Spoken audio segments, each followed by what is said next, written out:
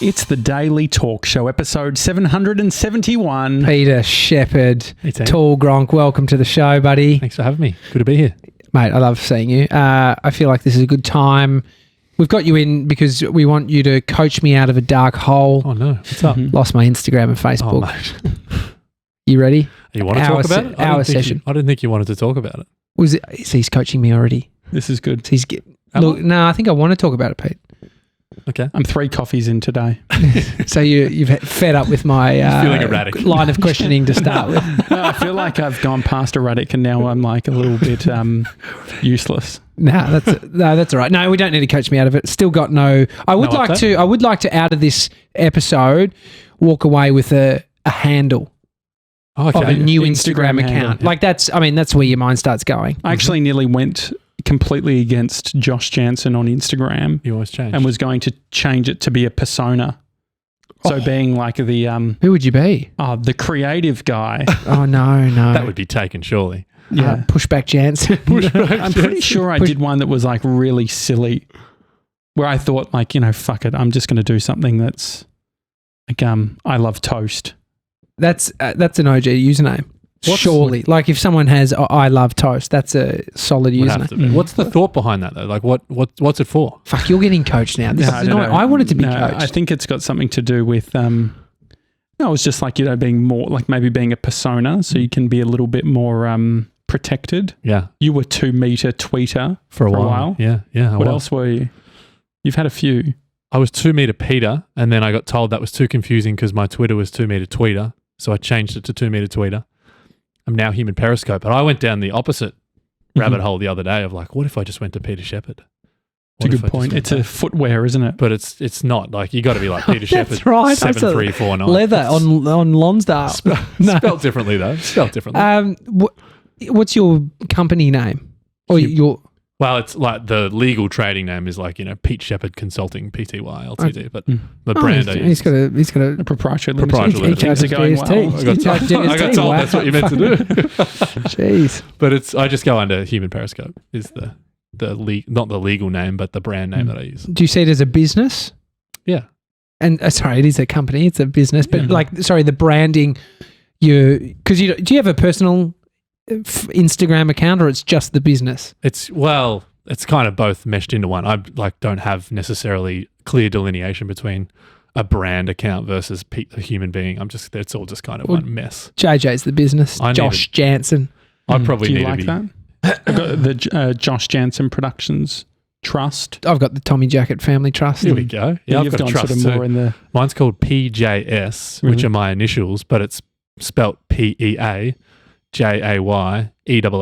Because I have no idea. I just thought that would be funny to do. When I was a kid, I named my cat My Cat, but spelled it MYKAT. Did you really? Yeah. That's obnoxious. Yeah. And now, my mum and dad look after my cat, and that's her name. Did you have any pets growing up? Never. Not one. I've Really? never owned a pet. You're a bit of a psychopath. Your parents in jail? What's going on? My mum had the story that she told us, which I think is true, is that she was like one of those people that's allergic to all the fur. So no dogs, no cats. That's pretty fair. I mean, we had you two got to believe her. Take her on face value. We had 2 options: goldfish or a horse, and we weren't obviously allowed a horse because we didn't have a big enough property. Goldfish. That was an option though. Well, it was like the only kind of fur or hair, or this was the story I was told when I was 8. Was a horse would be okay, but we're not going to get a horse, so you could have a goldfish. What about a lamb? My brother and sister had goldfish. Mm-hmm. And they lasted about a week. I've never had a pet. They had a horse. Look at you, big man. Do you remember hearing it was like a rumor or old wives' tale? Is that how what they say? If you smoked horsehair, you could die. Excuse me? Yeah, something about smoked. Yeah, because it was we used to roll these barkies. We used to call them. They were like tan bark that was rolled up. And you'd smoke them. It was just silly. Smoking. Where's the horsehair come into it though? Well, it was like if you were gathering stuff and you were make sure you don't get any horse. Don't get any horse. Don't get any horse. Horsehair cigarette, general discussion. What is the worst thing to smoke? Nah. But someone just started spreading that. It's probably a parent. They're like, yeah. It's a good rumor. Could be a bullshit story like your mum if she is actually not allergic. I have no idea if she's allergic or not to this. Because it is like you wanting a horse isn't going to happen. Right. Like she said, didn't have I the space. nearly got a lamb. I actually nearly got one. A lamb. Really? Yeah. We were on a quarter acre. Oh, that's right. And we Suburbs. we had a lamb at school named Frankie. Frankie the And lamb. Frankie would be, what do you call it when they're sort of like not allowed with the other, like a runt? Free range? No. No, like it got A runt? rejected Oh. by An the outcast? parents. A Yeah, it was loser. sort of, yeah.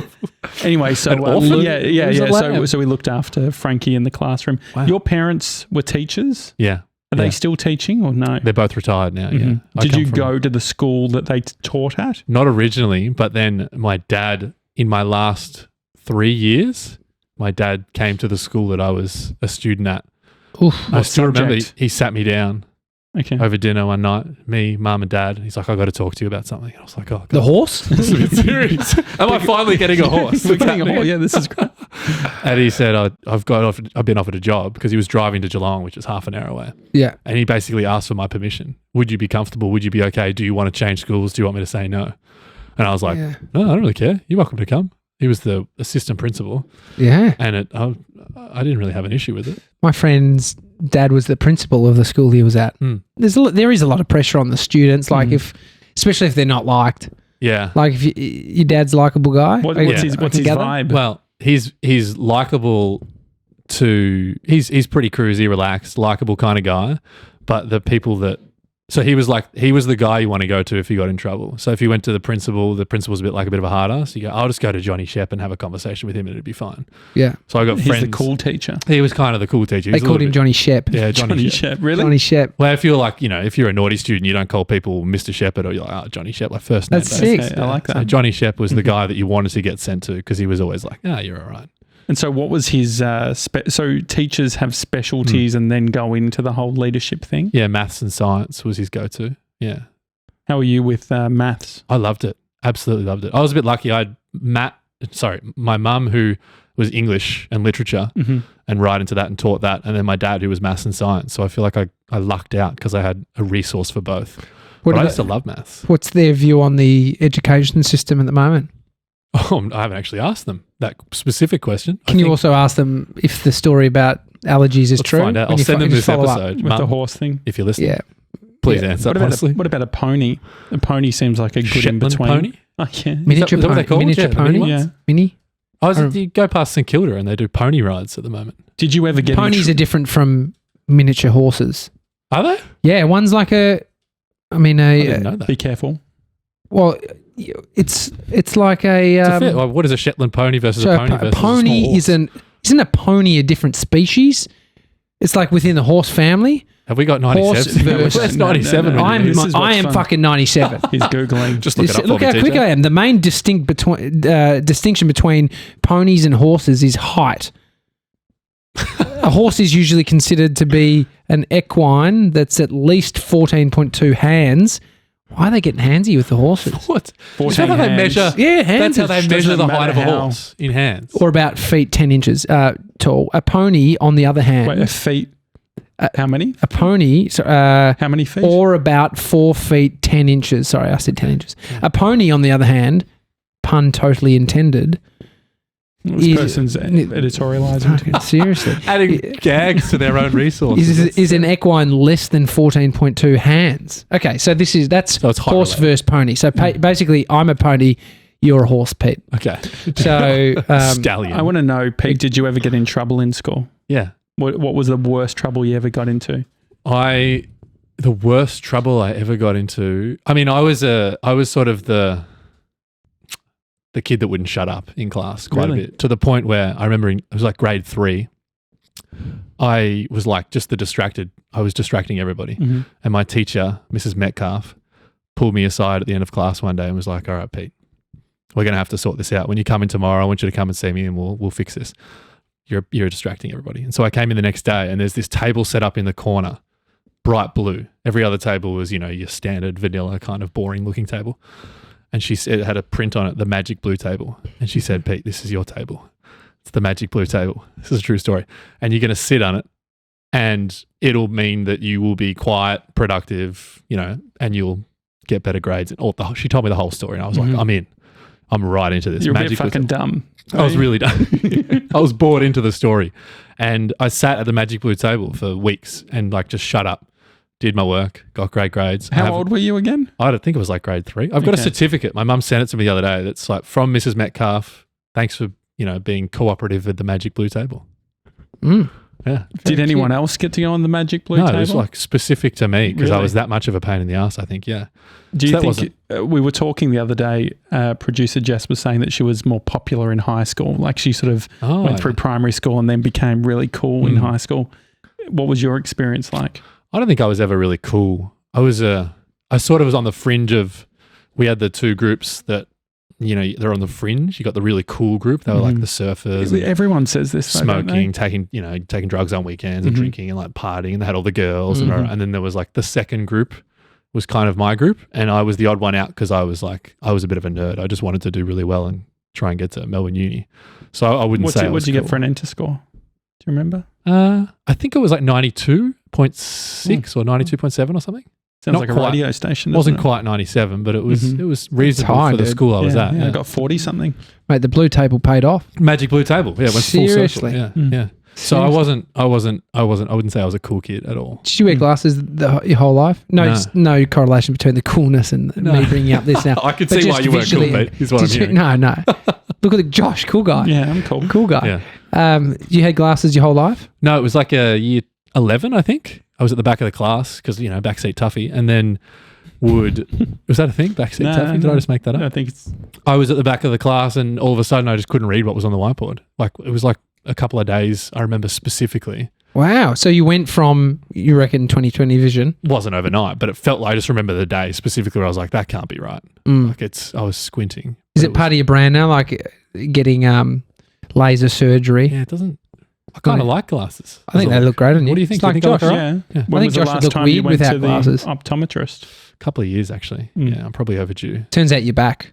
You just does that happen? Does that happen? Like you It could. go So, back to Apparently, 2020. I never can remember if I'm long or short isn't side. long close, Yes, short is correct. far away. That's how right. I used Yeah. to remember it. Yeah. The Well, so opposite. I'm Why short-sighted. the fuck did I they know. do that? It's very annoying. What maniac? It's a bit like fiction and non-fiction. You're like, it's a non-fiction is the true It's one. So what? yeah. Okay, yep, got Fiction's all made up. it. Yeah. Yeah, Do you know how many kilometers away the sun is from the world? Absolutely no idea. Have a guess. 700,000 kilometers. It'd have to be more. I don't know. double, Yeah, double yeah. plus some. Really? Way more than double. 1.8 What do you mean? million. Way more than kilometers. double. It's 152. million. Oh, you Million. said 100,000.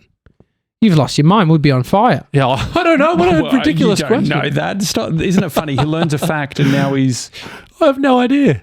We would be on fucking fire if Well, the we world. would, yeah, hang we on, would, hang but on, we don't. hang We on, don't hang on. actually know. Hang on. If we are experiencing global warming, temperatures are going above 50 degrees in some areas, and the moon and the sun is 152 million kilometers away, It's a long But way. the thing we is, would be burning. But the thing is, I reckon you wouldn't be a good judge of knowing how far 153,000 kilometers versus 153 million. I think million. Stop projecting think- because we know your sense of distance is you think- absolutely fucked. I've actually got a good sense of distance. No, absolutely I not. used to We play actually golf did a all whole- the we time. did a I whole- could tell you. We did a whole piece on this. Remember when you were like talking about Derek's office and how far away your apartment is, and then we called Derek and you got it like. I remember so- that. That yeah. was like way back Dude, the old literally, days. this is the exact exchange. You're like, no, I got it. We called him and you were like, You called him on the episode Yeah, and he mapped yeah, it yeah, out for yeah, you. I that's remember. true. Good Yeah, on you you. just Google and it Maps, was I bad. think. It What was a bad. legend. Just But it answers would be the very call. hot. I wouldn't want to live on Earth where it's 700,000 kilometers So I was away. way off, obviously. Yeah. So you actually went surfing, like you mentioned there was the surfing group. Hmm. We weren't like You meant coastal. surfing? Like, so as in the cool kids, there were surfers. Hmm. Yeah. Did you ever skateboard? Were you a skateboarder? No, that was the cool kid thing to do. I couldn't skate for my life. You left it to them, did you? Yeah, it was like an inflection point when you grow up down the coast. It's like you either like choose to start surfing or you like bodyboard.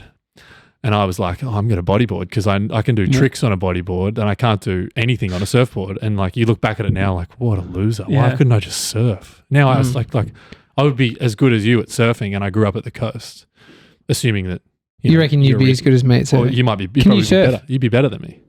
Well, it's like people that get into lacrosse. Definitely. Which Like I grew up. if you're a Yeah, it's disappointing. a It is professional, very flat. if you're a professional lacrosse player, yeah, limited options here in Australia. not really transferable as a skill, is it? No. Yeah. Yeah, what's the closest? Hockey, but then you're standing up and throwing. There is a niche lacrosse community in Victoria. Yeah, I've played a game of when I used to play footy. There was a lacrosse field next door, and they would play while we were playing footy. So there must be a league. I sort of like the idea of having getting gear so you get the stick. The stick. And I also like They the get the idea face mask, isn't it? Like a full yeah, grill. I like the idea of sort of practicing at home, like going up against a wall and you sort of throw the ball and Did catch you it. ever play it at school? Yeah, I did. We did it at PE. It was hard. What happened to handball? Still around. Different to down ball? We saw someone doing it. Oh, European. Remember, we were in Geelong. We saw someone just hitting on the wall. No, that was that's down ball. No, that's 2 square.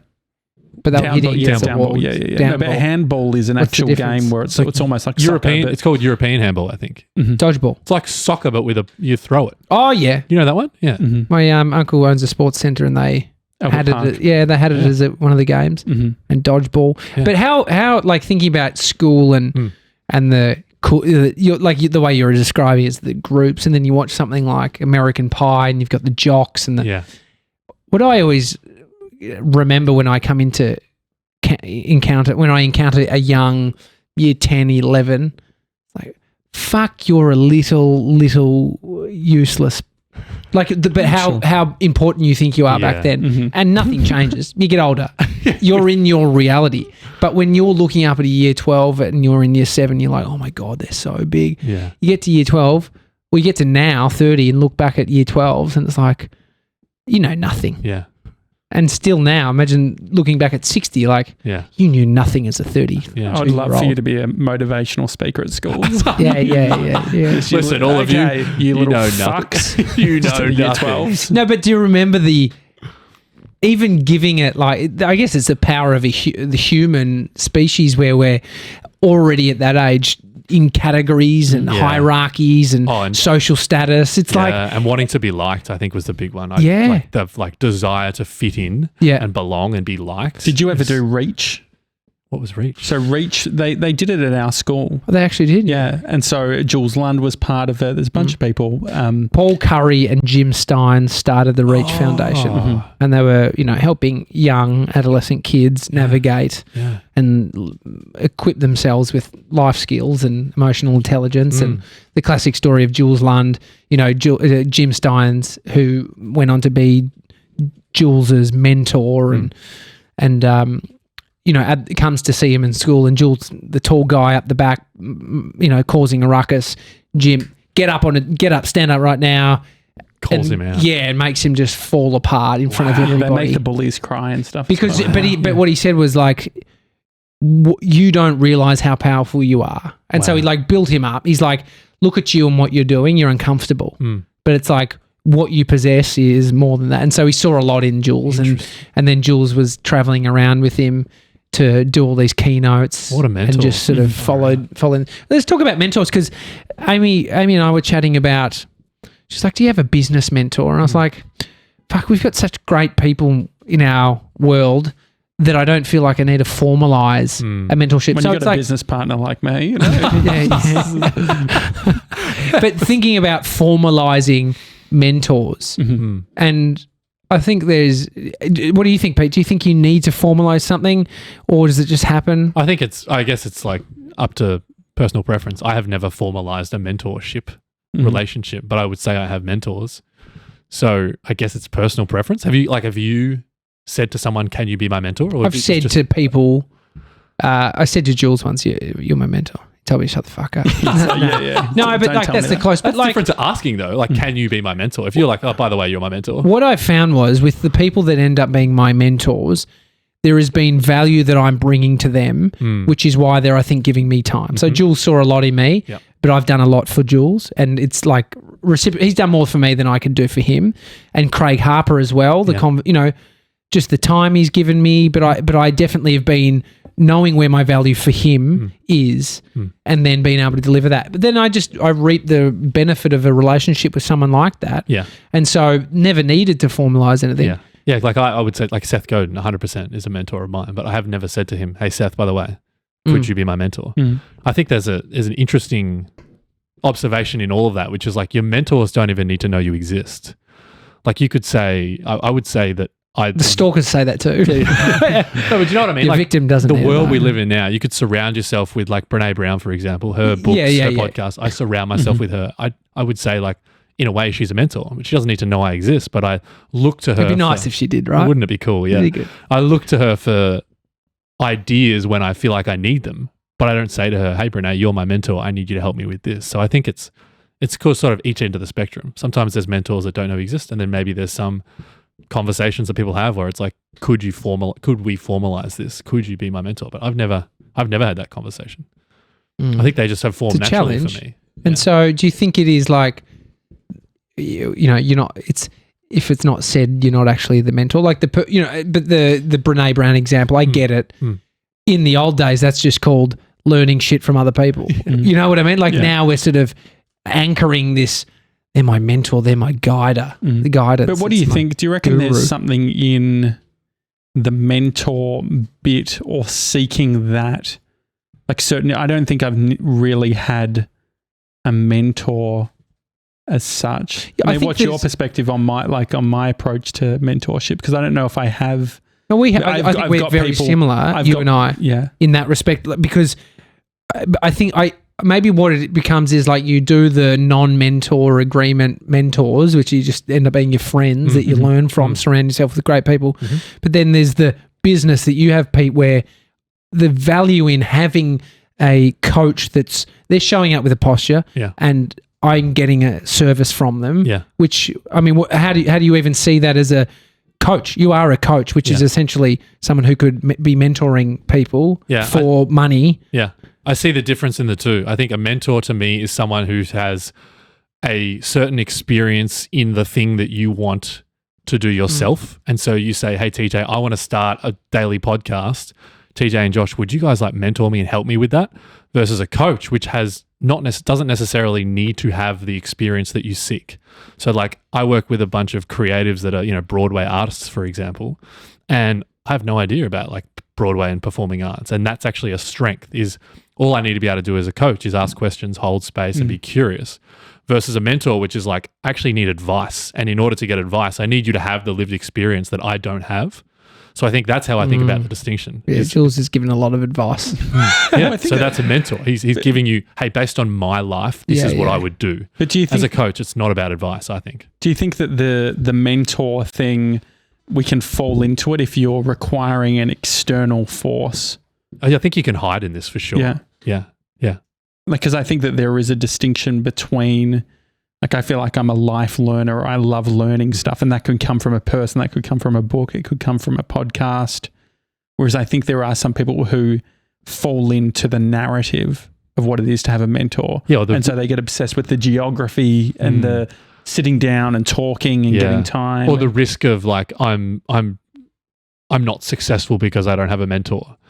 So like it's almost a cop-out in a way. It's like, I need to get a mentor, then I'll put in the work. And it's like, I think you're hiding in that maybe. Like, do you need to formalize a relationship in order to then have a mentor? I don't think so. Do you need to have a mentor in order to be successful? Probably not necessarily. It's helpful, can help you learn and grow, but it's not like a requirement, and it's not an alternative to putting in the work. What about a coach? What's the view there? Does everybody need a coach?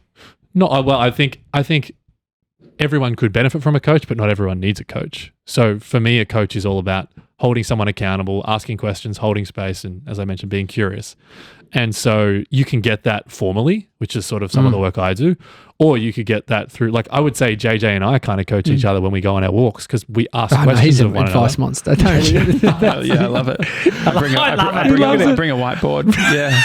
Sticky notes on the wall. I do want to know, I want to know what's the difference between, you've done the whole psychology thing, the difference between going to a psychologist and going to a coach. I think a psychologist is probably the distinction I've seen is they're perhaps a little bit more on the mentor side in that they're leaning on their, not necessarily their lived experience, but they're leaning on the knowledge that they've attained through qualifications and understanding of how to navigate trauma. Yeah. A coach doesn't really necessarily have expertise in how to navigate trauma or personal relationships. That's extra. You got to pay them I think, I think that's Well, your extra. psych used a whiteboard. Yeah, I love it. Did you get around that? I was a little skeptical at first. I told JJ, I was like, I'm going to go see a therapist. Everyone keeps telling me I need to do it. And you talked about it, TJ. Yeah, I all really your appreciated meltdowns. that perspectives. And I think Ryan Shelton talked about it. Yeah. And I was like, all right, I think I'm going to do this. And I went in there and I met her in the reception. I was like, I don't know about this already.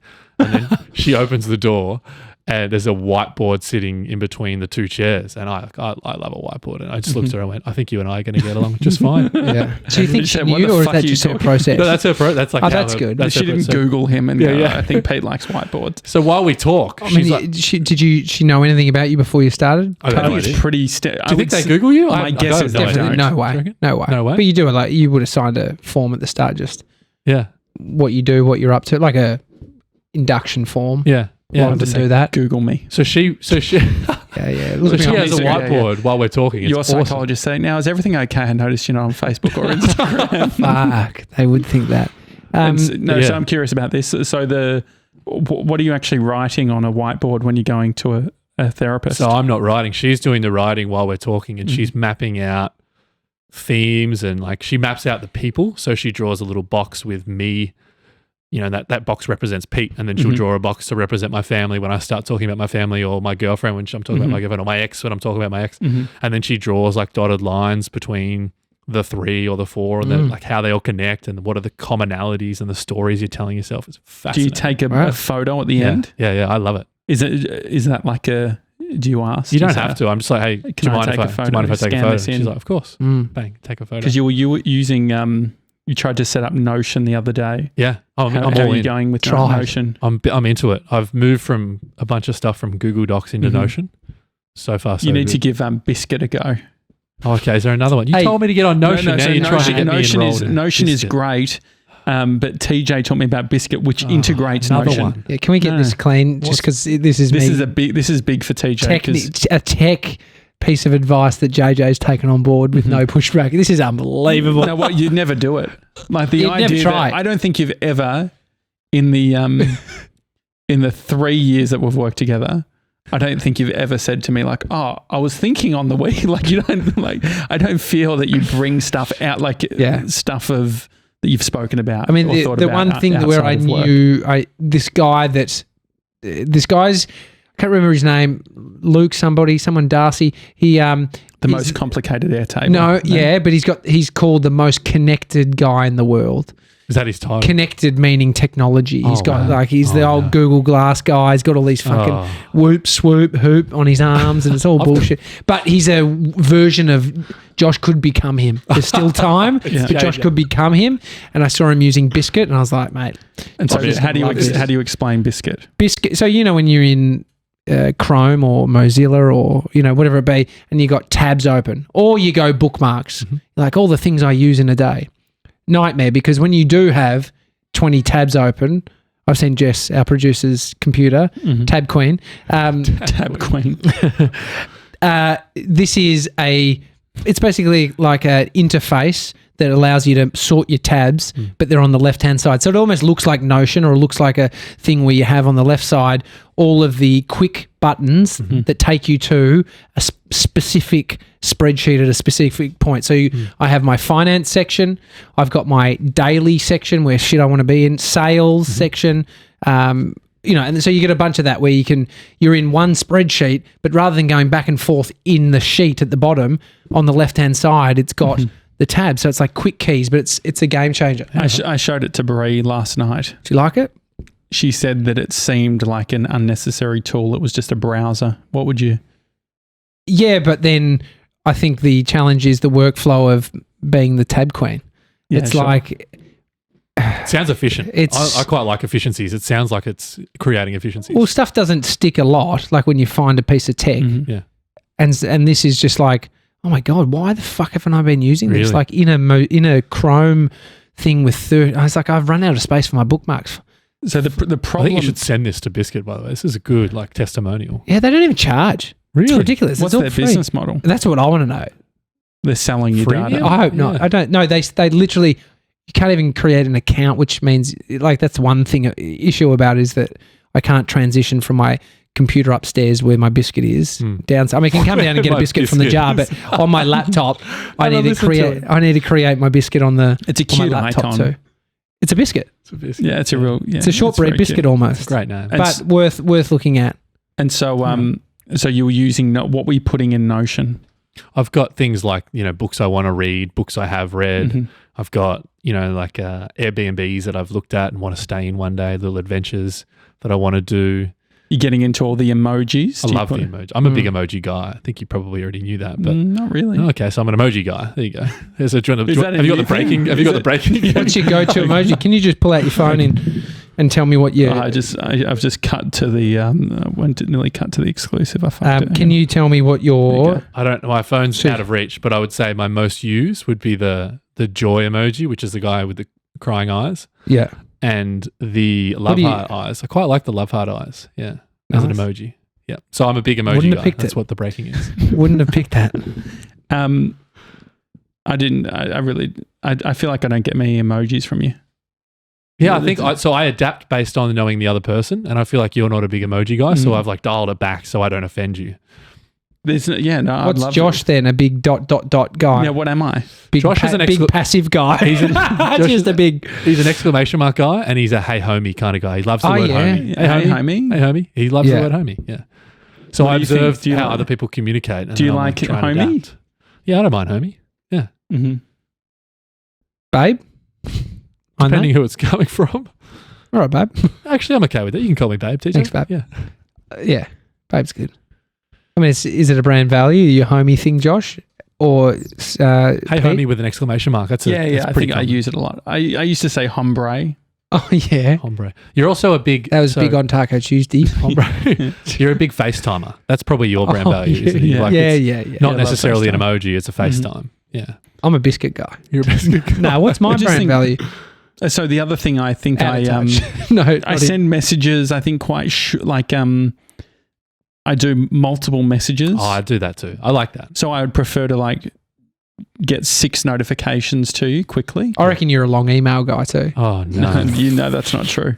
It's a big contentious issue in That's the, a- in the I- workplace. There's Can I long get Jess emails. to sit in the hot seat? Yeah, you can. I've yeah, never she let can. anyone sit in Okay, this here we seat. go. Jess, can you come on the show? Here we go. So and I'm going to producer hit the Jess, couch. I'm going to hit the couch. this is in regards to our Just talk Our about this. email Pete. policy. This is good And you- for and you Pete get- to coach the Oh, situation. it's just absurd. and Jess is getting TJ's lighting as well. So this is really lucky. Here we go. TJ just wants to relax. He's disengaged his core on the couch. Core is disengaged. G'day, Jess. There she is. Here Hey, we go. Jess. She's putting her headphones on. Here we go. It's about your timing. Hello. Hey, Jess. No, the lighting's still not great, is it? No, it's great. You look great. It's a little bit better. So we're talking about long emails. I feel like you send long emails. Is this the Do you- first time he's told you this? No, Jess? I said it this morning and you got upset with me potentially. Would you consider that a blow up on your Well, behalf? no, that wasn't a blow up. It's the early day stage. Can you just watch make sure you're centered in the screen? Would you Just con- go a little No, bit I more Jess, don't. did there it we feel like go, a there we blow up go. for you? I mean, I felt attacked because Attacked is a strong word. I know, because I have a thing against long emails. And so it came out of left field, to be But honest. so my thing is that I was saying, I actually said this to you. I'm like, I've been getting into a bit of evening work. Yeah, you did. And one of the things with the evening work is going through Jess's emails. Like when you send me an email, there's a lot of information to put in. And so what I was sort of saying is it's like, I think that's great client side, giving them heaps of context. What are the bits that we could cut? What's the push? Is it the length of the scrolling you have to do? Is it the thought of a paragraph if it's a wall of text? Well, it's not knowing what to focus on. But if you read it, Yeah. it goes in chronological order. Yeah. And that's the thing. Like Is it a formatting thing? Like, is it more just No, if Jess used dot no. points? You don't. How long I'm is going too to show long? you my emails can after this. Yeah, how it's- long is too long? they're pretty JJ? long. I think that they How long? so they're dot points, but each dot point is a paragraph. Would you say that or no? Okay, It's more can than I also 3. I just want to point this out that I've literally probably only sent 5 emails that you've been privy to. It's been privy to And what's they've been going on. client emails. Like it's sorting out different things. Like it's not like I'm going to Tommy or to JJ on a simple menial task in here. It's like they're proper client emails. Yeah. You have to detail this stuff. Who's it for? Yeah. She's tailoring her message based on who it's for. I think that's smart. Actually, do you know what would be fun? I'll read you the first email I ever sent to Pete. This was a cold. I was saying I don't do cold emails. Brand value. This is great. I remember I was in New York and I received this email Here we go. from a stranger called Josh Jansen. Are you ready? Oh, hang on. I don't have your. Oh, yeah, no, it's from Square. It was a Squarespace. Yeah, you went through my website. Went through his form. So this is obnoxious. The form. It's not a simple. Do you remember what you ask on your form? No, this was It's not probably just so an old normally iteration. like a contact form. Mm-hmm. Yeah, it would have been an old iteration. It's What was a it? name, email address. What are you currently working on? Yeah, I'm curious. What are you working on? Is that obnoxious? I mean, it's slightly being like, only contact me if you're If you're working mover on and something. shaker. Yeah. You know? It's changed since. Yeah, all right? okay. It's What do you changed say since. now? Actually, Employment I'm status. going to go look at it as soon as this is over. Are you on JobKeeper?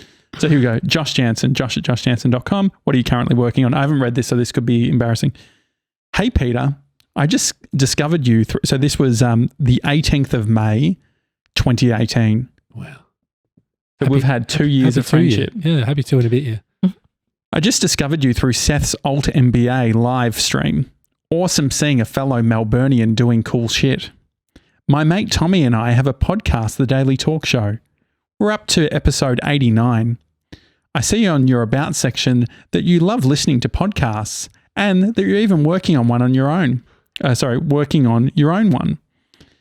If there's any help you need from a tech or content point of view, please let me know. I have a background in content creation, in radio, technology, and now through my video production company, Full Stack Films. Pretty long email. Would love to, I know, and this was in the form, would love to have you on our podcast. It'd be this. Look at this. Look how short it is compared to the emails that you send. Though, look like it sounds. It seems. Yeah, we need to blur out an email that you send, but show the length. Pop it on. I feel like there's almost a bit of a And so that's basically the end. Thanks for your time, mate. Josh, you were fired up. You You actually had a. Did I reply? What did I reply? You had an interesting signature at the end. No, the image is no longer available. Oh. Thanks for reaching out, man. All right. 2 years ago. Yeah. This was 2 years ago. I've come a long way. Okay. I have to say straight out, and these are dot points, I fucking love your podcast. Just listen to those 2 eps, and I'm diving into a couple of others too. The topics and conversations you guys have is like stepping into my own thoughts. Number 2, I'm also digging your vlogs, mate. Production quality is primo, and the mix of humor and quality content is bang on. It's pretty good feedback. It's a really nice email. Thanks, mate. And so that's why we're friends. I'm happy with that. Okay, so the issue and the difference with that email is that you were making statements in your dot points, so they can be tight. And so you're doing more sort of like giving context. Mine is context or action points, more so like the things that need to be actioned or have a response to. Is there a format you'd prefer, JJ? Like a voicemail? No, A memo? I think. Do you think it needs to? I think it needs to come from you, Jess. Like, what do you think? Where is my pushback relevant versus when do you think I just need to suck it up and read the emails, or do you think I should always just read the emails? Yeah, I think so. If we're working together, it might be good to have you across or everything. maybe like just. So what I was doing, I was saying like last night I sent Jess a long email. Oh, so you replied with a long email. And so I did. thought his email was long. And so what I did was funny. I put a lot bold, of tension in this so room. So I put some bold text. I was like, basically, the main point is In bold. this. The TLDR. Yeah, Did you ever do a TLDR? Yeah, TLDR. I think TLDRs could be a standard thing. You could do that at the top of the email, TLDR. But then you got upset because I said that I thought potentially you were the person in school that would copy and paste slabs of text on a PowerPoint and then read it out. Mm-hmm. And you pride yourself on having really good top line slides. Type PowerPoint. Yeah. Mm-hmm. You've come in with a couple of pretty personal. And so maybe I was too aggressive. Yeah. But I think it was just the Feels like a solid realization. yeah. And so I'm sorry about that. I just thought it was funny that he literally had to summarize what he just outlined, and I'm okay with reading an email, but then he bolded it as well, but it was in a weird position in the email as well because you dot pointed. Yeah. But without dot points, which I don't like. Well, it was just like I sent a slab of text because I'm like, you know what, I'm responding the way. Like it's like when you're playing basketball. I respond you're only as good as the opponent. So I was just I'm like, look, here are all these ideas. I think part of it is it's the creative process. I actually asked Brie, I said, can you read this? Does this make sense? And she asked me a question about it, so I blew up at her because I'm like, if you don't, how do you not understand this? It's a very basic thing that I'm saying, but I don't know what the deal. Like, what should we be slacking more? I think internally, let's slack, and then for client emails, I'll try and be a little bit. I actually think that's good. I think that the text is good, but I just think that there could be a way for us to internally. Like I do know that Tony Robbins, not saying I'm Tony Robbins, but Tony Robbins records audio messages. Oh, yeah. No, I couldn't do that. No, I don't like that because you don't have it in writing and then you can't go back to it. Yeah, it's hard to like save. Jen and I do that to each other. I think there's something in getting clear in how each of you likes to be communicated to. Because it doesn't have to be the same. I'm always fired up when I see the emails to clients that Jess has sent. Like I'm like, fuck it, like how like professional. Okay, so we like it. But then I'm not necessarily reading them to as much as what probably everyone else is. Yeah. And so I think that there's probably a mechanism of like long emails and then dot points somewhere. So what are each of you going to commit to moving forward? Well, maybe I need to do a short summary for you after each email. A short summary would be soundbite. Well, so the thing is, I just want to see if I'm like completely gaslighting you or if this is reality. Hang on. I'm just typing in your name. I just want to see like how long these emails are or whether do you think you do long emails? But I don't. No. Yeah. I feel like there was even one like the Daily Talk Show, like we were doing sort of a next steps. This was like questionnaire. Oh, yeah. The questionnaire. Is that from me? Hang on, let me just, I know this is quite boring. Yeah, so there's just like a lot of, there's a lot going on. But no, I agree. I think that I just need to get better. I think maybe I need to use my laptop. It looks a lot on a phone. Yeah. So maybe I need sort of the big screen to be able to see all the text. And it also could be because I'm not in the office as much that I just brain dump everything and then. Yeah. So one thing that I did do was I downloaded an app that reads things to me. Oh. And I was. This is another issue I have here.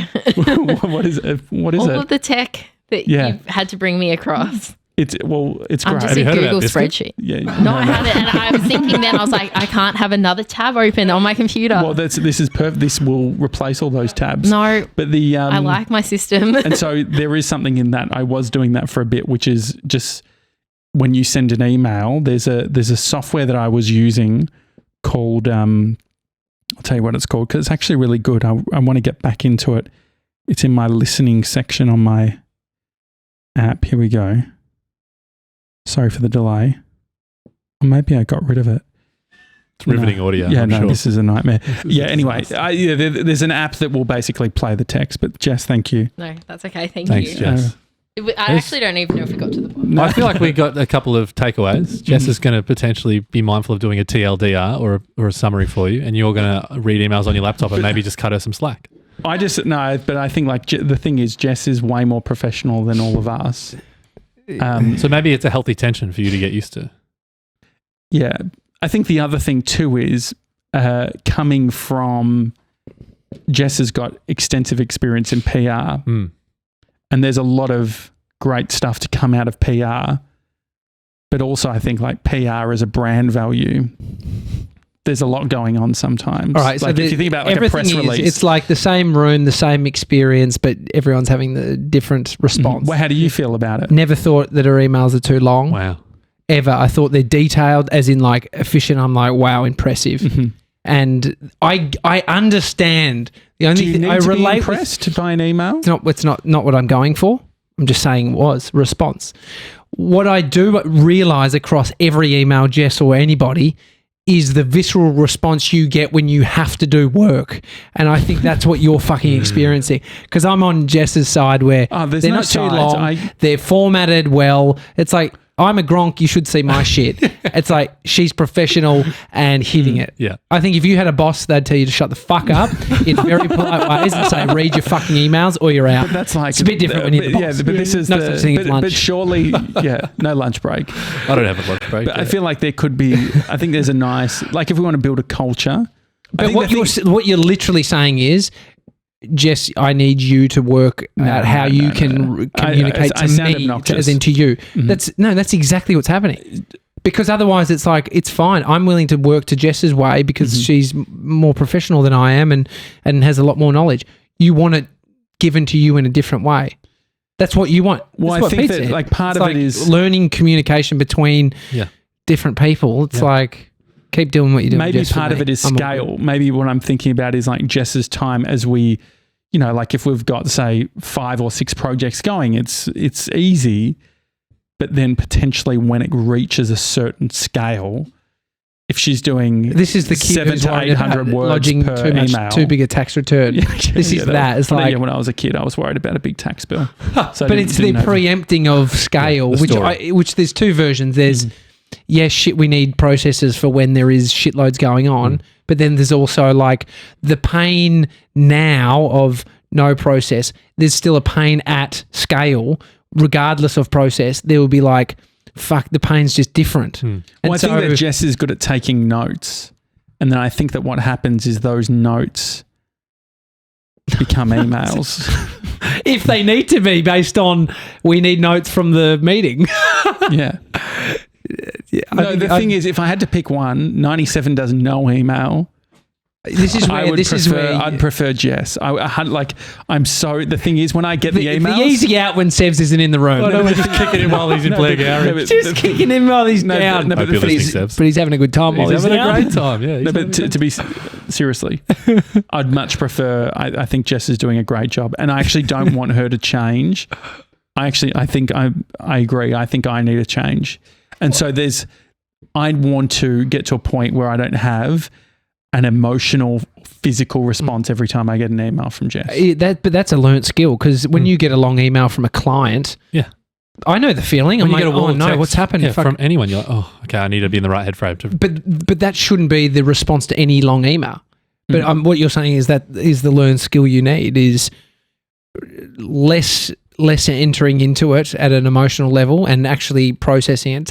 It's easy to say, hard to do. I feel like it'd be good for us to get how do you feel about us getting a printer? Absolutely not. I just fucking binned a $450 printer. Why'd you do that? I asked everyone, can I sell this, Sevs? Nah, won't be able to. Well, I think it was... Should you leave it out the front? Too much. Would you... What do you need a printer for? You're the tech guy, so you want all these tech things, but then you want a fucking printer. I think it would be How does that work? I think it'd be good to have a printer. For what? To be able to print out those emails and then just get a pen and go through them. All right, Tim Jacket. That's what my dad does. There's a guy prints off an email. Leave it to the computer and highlight on the in Word. I did an internship in the Victorian government, and there was a guy that printed off every email and would file it. My MFV fire brigade. Yeah, it's the same. Don't be the boss. Just fucking read your email. I think you're overcomplicating. Wouldn't it be absolutely? How cool would it be? Coach him out of this whole. He already did. He coached himself out of it. Did he? Do you know what would be? Do you know what would be really fun? It's actually this would be a fun app. It's like a fax. You get an email. You get an email. It gets printed to you. So you go to your inbox. And your inbox is just whatever's printed out of the printer, and you go through. I send this account. But no, the thing is, like, I don't want to sound hypercritical. Took a turn this episode, didn't it? How do you think I'm being? I had to defend Jess. I felt like she needed to sort of go hard. Did I go hard enough? No, Jess, did I do a good job on me? Yeah, I had to just because the funny thing is, I know you so well from dealing with you every day, and I know where you're being you or you're being a fucking just silly version of you as a child, and it's like. But that's where the pushback. That's where I said to Jess, like, I think I said but this. I push you back hard, but like push back. Like the thing is, I'm going to tell you how I'm feeling, and if your emails make me sad, I'll tell you. and then you tell me if I'm being silly. Is that a senior management? Is that what senior management just driven by emotion? Like, have you worked in big business? You have. Yeah. What happens if a senior manager does that? Someone with a... Wouldn't they have an EA or something? They often, they would. Does email, do you ever get that feeling? I think that if I see a slab of text, sometimes I'm like, they're not that fucking long. Sometimes I'm like, oh, I need to at all. process They're this not slab of at text. all. I haven't seen one of these emails. I'm not saying. No, I think that, but I think like it's normally reading people a slab who are of text. great the thing is, it happens from good operators. I think Tava from RBK Advisory. Shout out. Have you read some of the long shit he sends? Because it has to. It's So the thing is, and that's what's good. Like, you'll go through all of them, but I look at them like they are so good. But I don't even know. But he doesn't go through them. Yeah. But it is a lot to take in. Because you read one from our real estate agent, which is talking about some shit we need to be across, and you read the first line and summarised and texted me. I was convinced you read it based on your text message, and then I had to dissect it and call the real estate agent. Well, there definitely is a little bit of, and I understand that could come across as not showing enough respect. And so it's hard when you go, like, and this is, we're not in a tiff, but you love like the statements like inbox zero and like sorting and filing, and it seems for show when it's actually around email and you got to fucking read it and you got to business development. Do you want to be an email guy though? Absolutely not, but I also see it as a non-negotiable. Yeah. You got to do it. Like, it's a part of business. It is comms. It's talking on the phone. It's the... Maybe I'll go the other way. Maybe I will. Speaking of talking on the phone. Yeah. I've lent into that. Mate, You're doing a lot I'm fucking now. proud of you. Yeah, thanks, man. I coached you by bullying you. You did. It's a bit of that. What sort of calls are you having? Trace and I will speak Oh, really? a couple of times. I spoke to her earlier today. And look out, guys, that's his girlfriend. Oh, yeah. That's the last exclusive. Who else are you? No, but I mean, you're just talking to your girlfriend. Yeah. That's big. I've spoken to you a few times on the phone, JJ. Yeah. Called you a couple I times. think I call you though. Yeah. No, I wonder what's happening. But I answered. I didn't not answer and then go, sorry, JJ, I'm busy. I completely. What's the other way? The other way is no email. I'm just trying to dig us out of this so hole, the thing that's is, all. yeah. All I'm going to say is I'm 100% up for playing the game. I think that it's worthwhile. I think that the email stuff is very good. I think that is communication. Yeah. We just got to, when you got Sebs around, we need it. Like, you can't be telling him to do 30 emails a day if you're not willing to read your email based on being too long. That's fair. Like, I think we need to, I've never thought about that. Never ask someone to do something that you're not willing to do yourself. Really? It's not to say that Fuck. That's all I ever do. Isn't that the point? I thought that was the point of having a team. You share the shit. Yeah, but you share the things that you've done at some point. One of the best person on email, Seth Godin. Yeah, he writes back. He's good. But he reads as well. Mm-hmm. No, actually, it would be good because I think I've spoken about this before. When I see an email, I start to skim because I don't want it to enter my soul. Yeah, so, he doesn't want the visceral response. You don't want to be like, I'm like, okay, yeah, I get it. Yeah, it's fine. But I think that is something I would like to get better at. Do you need a time box when you read email? Is it like were you in a certain headspace when this email came through? I'm good at it. Like after a wine, yeah. I'm good because I just like, it gets very easy to write back. I do too. Yeah. But you can't be drinking fucking wine every single day just to do emails. But you could do like an 8 p.m. one wine, all email. If you want. But I think there's the recognition. Look, there's healthier versions. You're in a certain headspace at different times in the day. If you recognise that you need to be in a certain headspace to process email. I could actually become an email. I think smart. that it's the romanticism, which I as soon as it comes up, I see it as a warning sign. Right time of day, like when I'm going to be creative, it needs to land here. It's like, I know I've said the stars aligning for you stuff, Josh. Yeah, it's got to be perfect temperature. And so let's just deconstruct wine and emails. Great combo. They seem great when you're a bit sort of feeling a bit fruity. It's because then you're like, so what happens? The fucked up bit is you've ingested a chemical that has given you a visceral response. Yeah, I can only write back to email when I'm high, and you're feeling good about it. It's a dangerous combo. I think that I want to actually go the other way. I want to be really good because the other thing too is I think it comes down to procrastination. I reckon all of this is procrastination for me because it's saying Totally. You definitely have in the last sort of week. But I actually know you. I'm like, are you good? Like I just, because I don't push too hard when I know, because mate, you've smashed email before. You've been on top of it, business development. I batch things. You wrote me that pretty long email. Which email? The one we just read out. You're not a guy that doesn't do anything. Yeah. You're a guy that fucking can be a powerhouse if you want to. And so it's just about how do you get to a place where, regardless of mood or anything, it's like a standard. And if people are listening, Jess is great. I think that people would listen and be like, people Josh are listening, is a fucking... isn't that the point? No, well, mate, we don't know. By this point. At this point. If they lasted Analytics, through that. mate. Yeah, true. They lasted through that debacle. nah, that's good. No, I'm supportive of everyone. I think everyone's doing a great job. Yeah. And we're all doing our best. Everyone's doing their best. You know, we do year-end reviews on the show. So End of financial year's coming. How long until we start doing 360 reviews? on the show. No, on the show would be fun. That would be outrageous. I've never been a part of anything like a 360 review or a I review have. internal. What do you... So you get I want to hear it from Pete. okay. Have you ever done a 360? I've done anything of that yeah, I've nature. done in the corporate world. They do it. That they send out the survey and they say it's anonymous. But what's tricky is when you're in a team of like 4 people or 3 people and you're asked to review the manager, it becomes pretty obvious whose responses are whose. So Yeah. I've done them. You see it. We used to get emails saying, you've had contact with the following people in the business. So can you answer these questions about them? And they'll receive an anonymized report about basically giving them feedback. Oh, so you get it personally. Oh, and I've seen it like people like get torn apart and like have very, very visceral reactions to it. And like, I can't believe someone said this about me. I can't believe I'm not showing up. Yeah, or it's I'm not fucking generous. crazy, isn't it? Yeah, you're like, oh, that was me that said that. So yeah, it's pretty full on. Pretty full on. I wonder how beneficial people it is. say No, that. Well, I just think- well, the thing is, Kevin Rose, who founded Dig,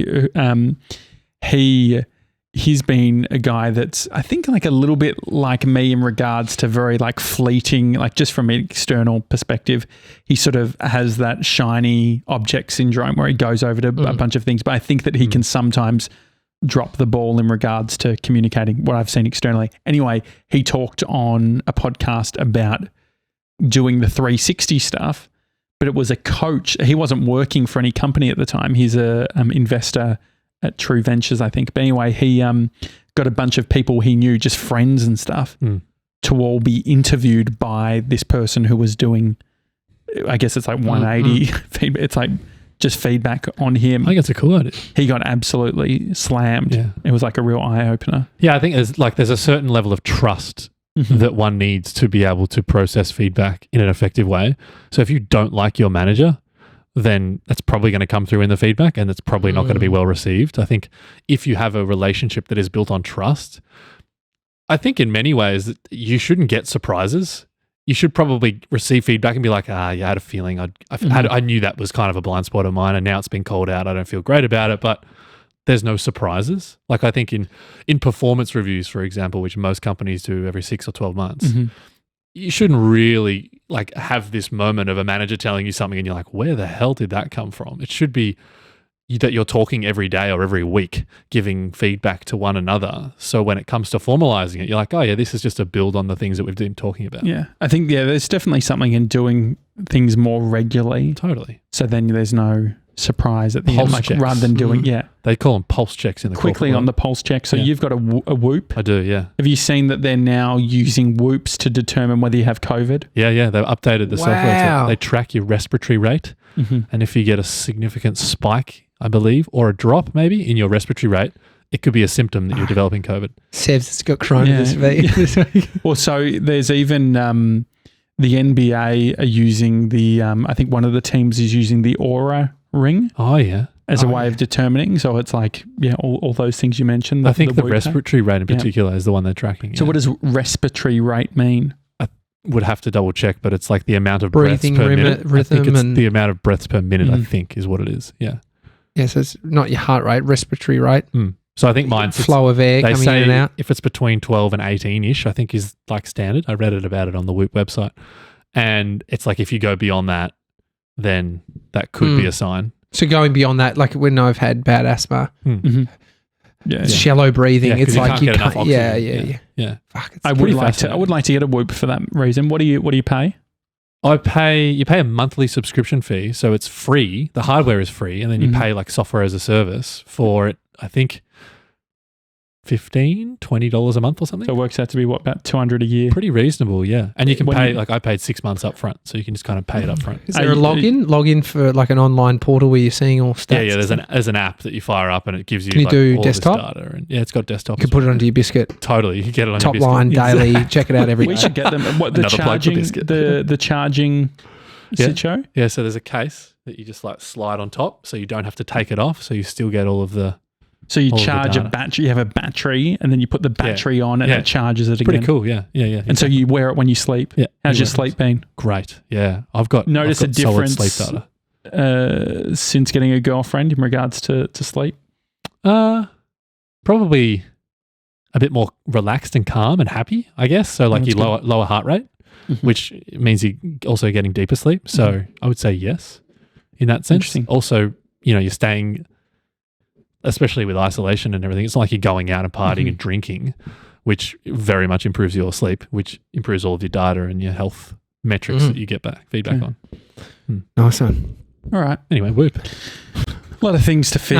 No, Biscuit. A lot of things. Biscuit, Whoop. and emails. Yeah. Jess, it's a team member of the month. Yeah, doing a great job. We should start doing that. Team member Employee of the month. Yeah, There we employee go. of Win the yourself a little JB high five voucher. month. Yeah, definitely. Spinning the wheel. You We get could venture a IP style. car park. Oh yeah, priority with spot. your Get a name car on it. park. Yep. Yeah. I mean, Jess famously, I remember one of the first days I ever met Jess, and I went into the garage. So fucking smells like shit in the garage. And then I was like, oh, hey Jess.